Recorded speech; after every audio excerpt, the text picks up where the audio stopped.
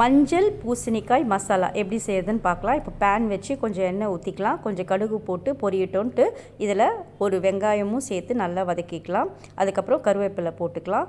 ஒரு 1/2 கிலோ பூசணிக்காய் வந்து நான் இது மாதிரி பொடியாக அரிஞ்சு வச்சுருக்கேன், அதையும் போட்டு வதக்கிட்டு ஒரு 1/2 ஸ்பூன் மிளகாய்த்தூள், 1 ஸ்பூன் தனியாத்தூள் போட்டுக்கலாம். கொஞ்சம் உப்பு போட்டு இதில் வந்து ஒரு 1/2 கப் தண்ணி ஊற்றிட்டு இது ஒரு 10 நிமிஷம் வேக வைக்கலாம்.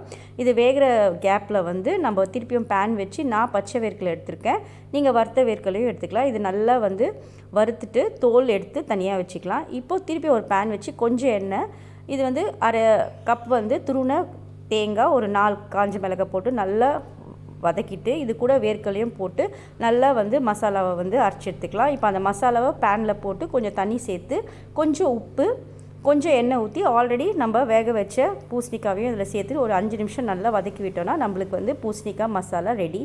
நீங்களும் ட்ரை பண்ணி பார்த்துட்டு கமெண்ட்டில் சொல்லுங்கள்.